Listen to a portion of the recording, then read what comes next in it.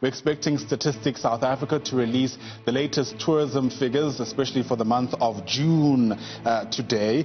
And of course, it's really quite telling what those numbers are going to be able to say, especially given the fact that June was around when we reached the peak of the pandemic. So really no guesses there about what that picture is likely to look like. But of course, optimism, one would imagine, is on the horizon, given the amount of liberties and freedoms that the tourism sector is going to receive from the stroke of midnight tonight into Tuesday morning, given, of course, the fact that a whole lot more things can be done under level 2 of the lockdown. Newzroom Afrika, keeping a close eye on that briefing for you. We'll bring you those figures as soon as they become available.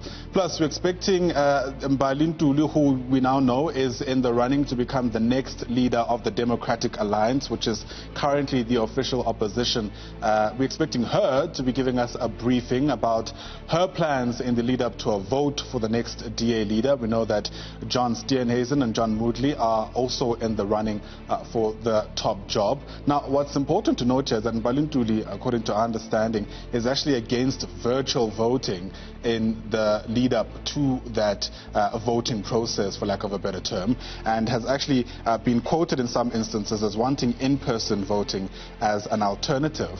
The dynamics around the leadership of the DA are also just as interesting.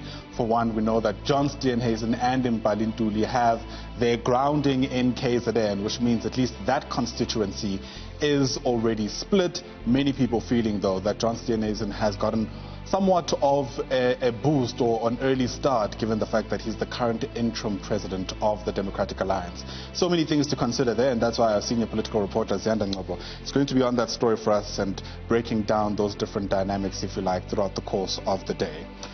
Speaking of breaking things down, you know, there's so many questions still being asked about the mystery murders in the community of Umthwalume in KZN.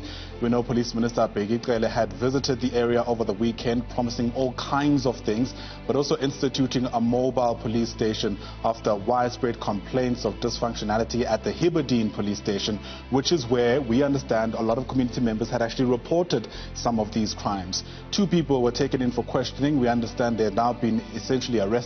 They'll be appearing in the Umzumbe Magistrates Court today. Of course, we'll be watching those proceedings for you as we try to get to the bottom of how on earth 5 women were killed in the space of just 6 months in that community. Take you to the Western Cape now, where ongoing taxi violence has raised renewed concerns around the safety of not only commuters, but certainly some of the taxi operators there as well.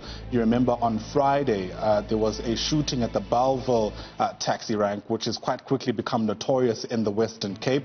Our team Tongana is going to be meeting Transport MEC in the Western Cape, that's Bonginkosi Matikizela, trying to help us understand what is being done differently this time around, because the long-standing taxi-related issues in the Western Cape certainly resemble those in Gauteng, and yet here we are still plagued by those same problems.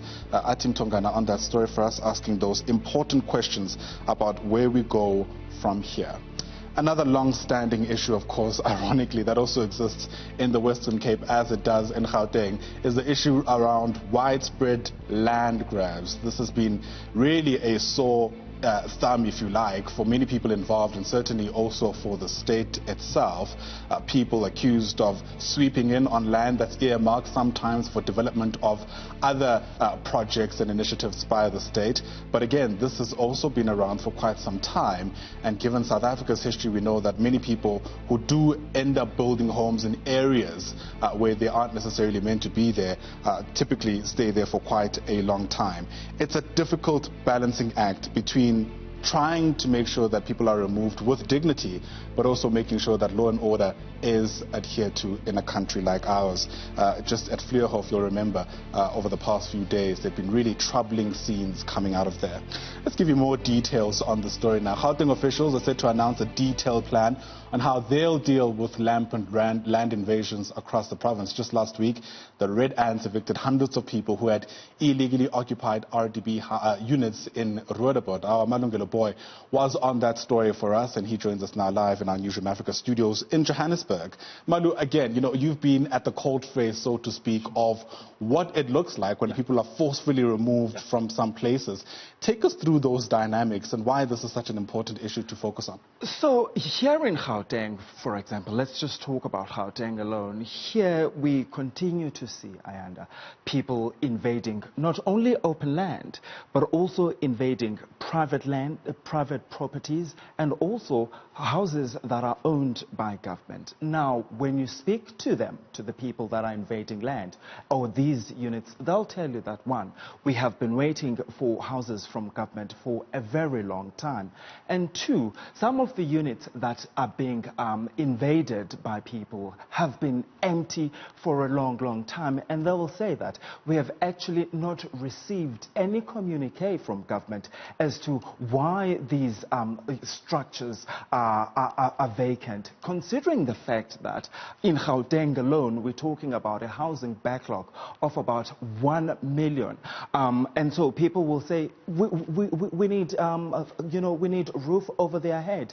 That's why then we resort to grabbing land or even these structures that have been left vacant. But also, some of these structures, because they've been left vacant for a very long time, you find that some of them have already been vandalized. So the people that are moving in will then fix them up so that at least they can be able to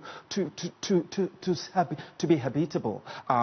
Yeah. Absolutely. And I guess that also gives credence to why they feel so attached to these places, because in some respects there's actually been an investment in these vacant properties. I mean, are you getting a sense that government is sometimes more reactionary than proactive in trying to intervene here? Look, it depends who you speak to. If you speak to, for example, Gauteng officials, they'll tell you that, look, we can no longer allow people to move into land illegally. That's not allowed. It will be breaking the law.